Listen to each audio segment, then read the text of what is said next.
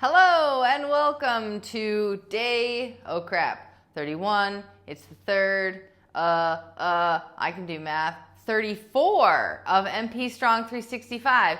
I blame this brain death on an amazing binge of a little triathlon for myself. I want to show off my new kicks before I slide them off. But got these for a hot 50 bucks on ye old Amazon. And funny enough, the guy who was leaving the gym had bright green, the same shoe in the same version. It's the first time I've gotten these. If you have Shrek feet like I do, these are men's 7.5 wide Adidas. They've got 0 drop or a very minimal drop, like maybe a 6mm drop. What does drop mean? That means it's the difference between the heel height and the toe height. So these are a relatively high cushion, but low millimeter drop. So if you're looking for like 4 to 6mm drop, that's relatively like less amount between the toe height or the heel height and the toe height. If you have like a 10mm drop, then you'll have a big fat heel and a nice skinny little toe. So I've tried different things. I'm trying these just to see if I can kind of equalize that push and give my arch and foot a little bit of support. Just managing through some muscular yatra. So I'm gonna kick these off even though I am greatly enjoying breaking them in, and actually went to become a member of the YMCA, and I used their pool today. So the only potential downside is death by chemicals. My hair literally got bleached out, and then I may or may not have taken a very short spin class afterwards, but I started sweating and my skin started burning. So that is funny. So get the chlorine off of you. So what do I do after I do a swim like that? It is basically an exaggerated version of what we're doing all day, which is kind of like hanging out in this position or like getting a little bit low through here.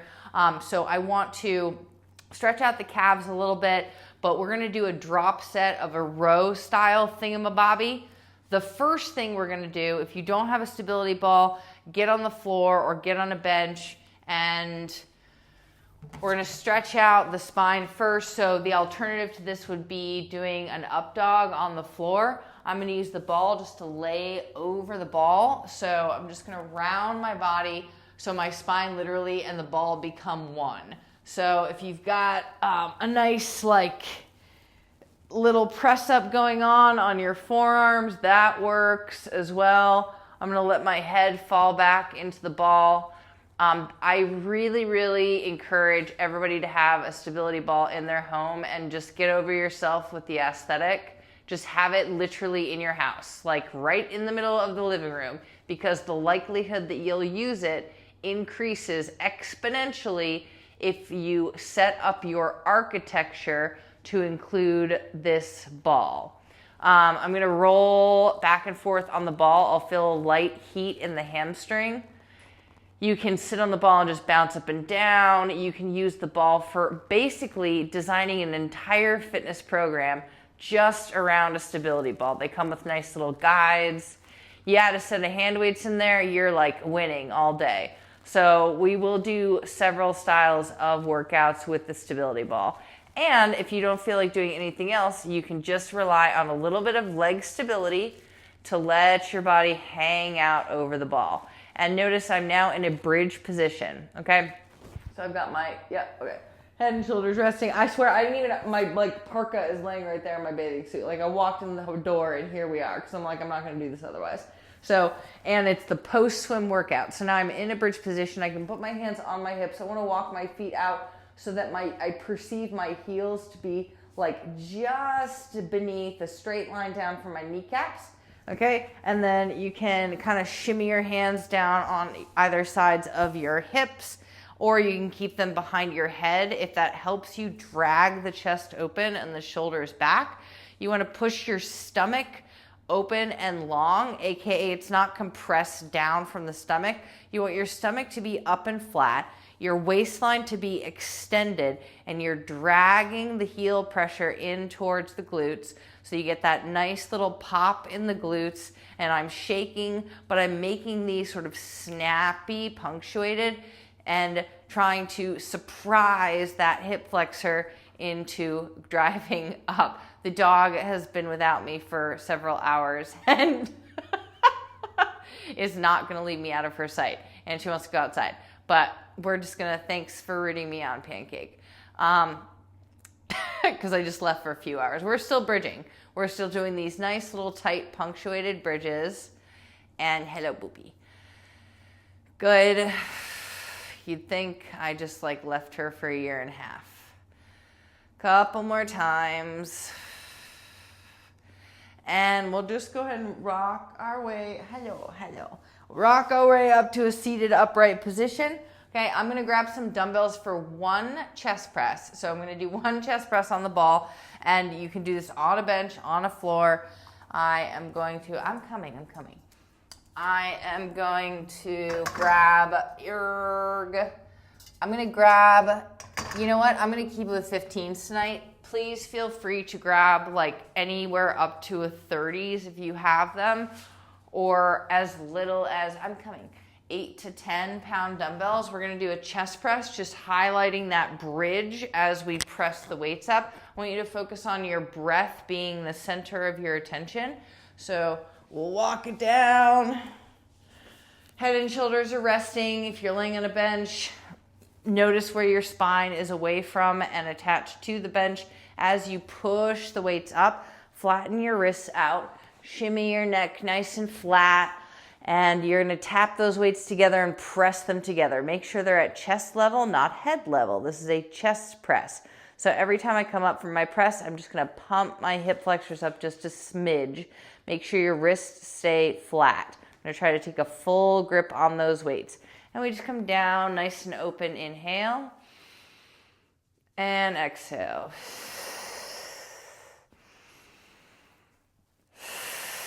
Slow and low. The slower you go, the more tension you keep and build. There is benefit to doing powerful presses. I'm doing slow and low, meaning I get low all the way down to the armpit, squeezing the shoulder blades, because our next set is going to be this motion in reverse for a drop set. Swallow a couple of times to open and expose your throat.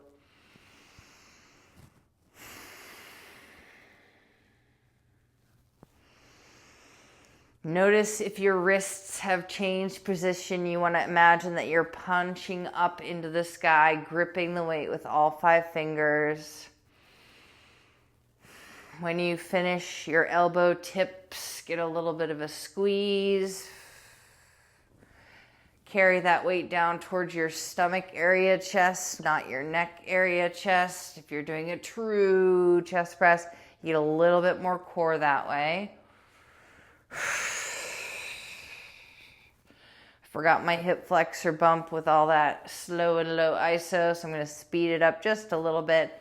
Little bump towards the end, not losing the form. Grip your thumb and your index finger. 2 more times. Good. And we're good on that. So again, the higher the weight, the fewer the reps. So I got about 20 reps on there. Come up carefully from your bench. And you can take a forward fold with your weights, flip them upright if you have weights, and then you can slide your head down, shake your head no, pull your hips underneath you, cupping your hips under, and shake your head no, and relax your arms down. Big inhale. Try to find pressure in the hamstrings. Good. And now we're going to take a flat back. So stretching the arms out to straight. Your back comes flat. Bring your legs to straighter. Maybe walk one back and the other back. Alternating. Sliding the heel into a down, down, down into the floor position. Peeling your shoulders back. This is like an upright lift in yoga. Your spine is flat. The more I tuck my butt underneath me on the straight leg, the greater the stretch in the glutes and the hamstrings.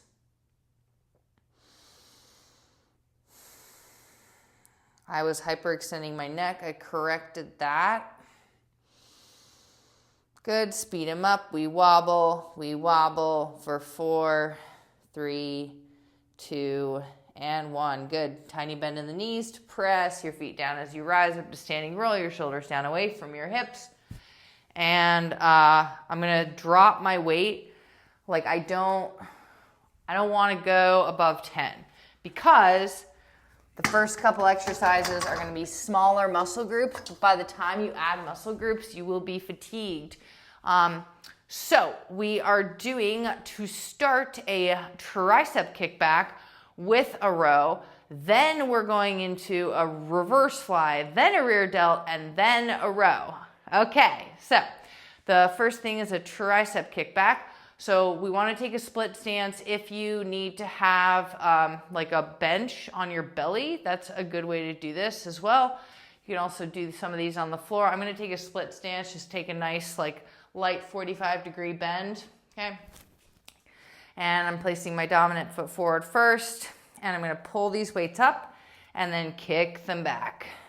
Adding a little bit of a swing, trying to get some length through the triceps, peeling the shoulder blades. I need the swing here because I want to get to a straight arm, but 10 pounds is a lot for triceps. So I'm just kicking back through the pinkies. 6. In 5, you rest for 10 seconds.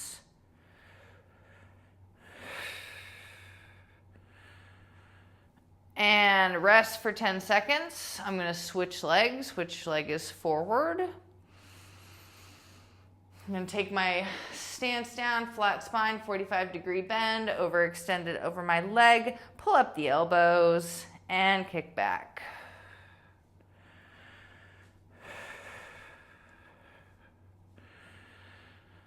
Come on. Oh, high elbows, full swing. You may not need to swing, but I need to swing. Oh my gosh, to get those elbows back. 2 and 1. All right, the fun doesn't stop there. So we're gonna come down into a reverse fly. I'm letting the upper back bowl into a terrible bowled out posture so I can stretch my upper back, open my shoulder blades, and then close them again. All right, so reverse fly. Come down with your legs together. Again, I don't have a bench, so, you know, we work with what we got. I'm gonna face forwards. Legs are pretty close together, maybe just a little bit closer to hip distance apart. I'm gonna keep my butt underneath me.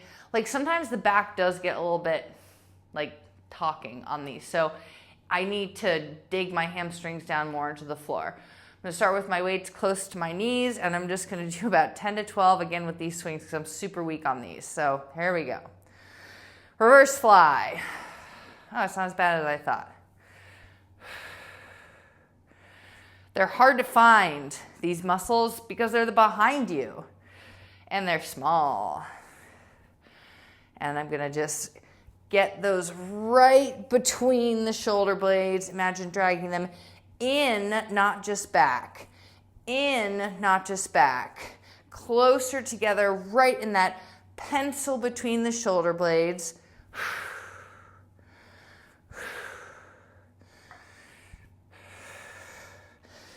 2 more times. They fatigue out so quickly. I'm going to rest for 10 seconds. I'm coming down into a reverse, rear delt, back of the shoulder. Come down into that posture again. Sink your legs into the floor and pull up. These are going to be really hard to get the weights all the way up to my armpits. I'm going to split my stance out a little bit just to take some pressure off. Pull, pull, pull.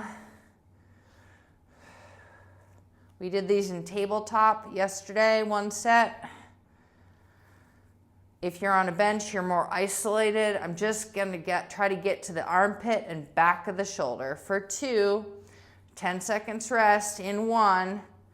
Good, come up to standing. Oh, and we'll take it to the other side.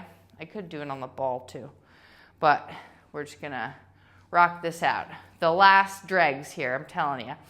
I really did binge it out today. So now I gotta go work. All right, big breath, rear delt, pull, pull. Armpits back of the shoulders, armpits back of the shoulders. Stamp your foot down if you're standing. Push the armpits up, good. Armpits back of the shoulders. Peel those weights up. Elbows are a little bit wider than you think. For 3, 2, and 1. All right, come up to standing. Our last thing is going to be a row. I'll be honest, I'm really tired of that position at this juncture. So I am going to take, it's fine. I'll just do it. Shut up. Just do 20 rows. Just bang it out. So I'll do 12 and 12. 12 on each leg. All right, that's fine. 1, 2, 3. Most muscles you've had available today. Weights are close, palms are facing, elbows tuck in tight, knuckles come to the armpits. Take it immediately to the last 12. Last count. Maybe that was 14, don't know. Switch legs.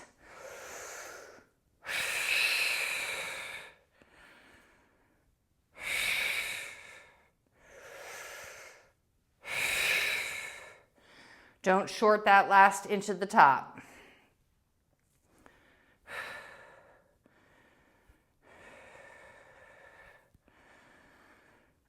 And you are good on that. Go ahead and lay on your back. Yeah, I'm gonna use my ball. You can use a chair. If you don't have a ball, don't have a chair, keep your legs on the floor. You can do windshield wipers, which are these, where you wiper your knees down and bent side to side. I'm gonna use the ball. I'm gonna hug the ball, and I'm gonna let my legs come down side to side, gripping the ball underneath my legs.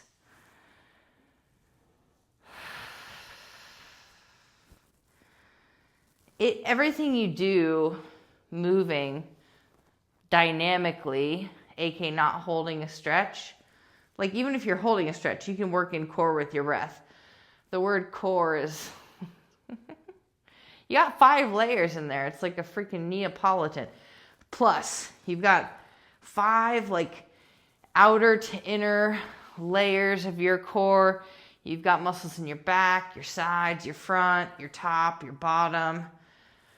So, which is great, because whenever you feel lost in an exercise or tired or motivation is drifting, just pick an area, whether it be your waistline muscles and an S breath, like a S,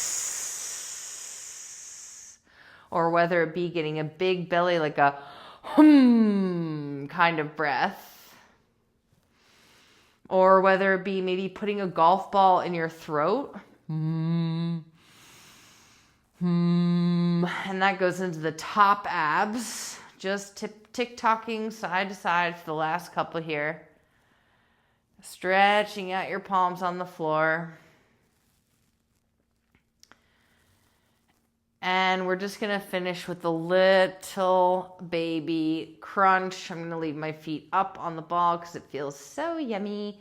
And I'm going to place my hands behind my head, and that space that appears between my back and the floor, I'm going to press that down first, lift the head up, and then release. So it's lower abs, upper abs, down, release. Good. Lower, upper, down.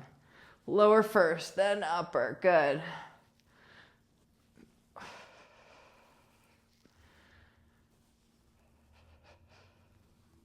Think about leading with a string on your sternum. So your sternum lifts up first, not your head.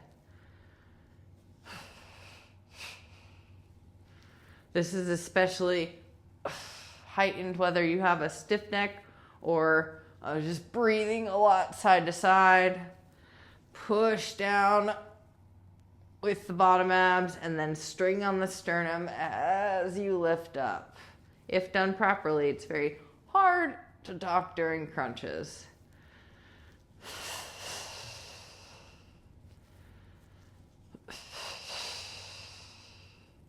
3,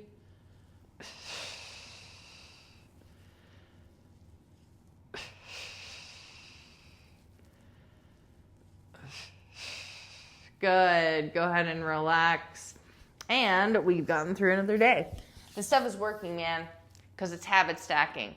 Because you never just do the one thing. It always bleeds over, whether it's a not doing bleeding over or a doing bleeding over. We want to layer little by little, pennies in the jar. If you do 5 minutes of this, who knows what you might do right after this. You might find that you notice a muscle you never had before, and then you stretch it out more and you're better off for that day. One day at a time. Okay, bye.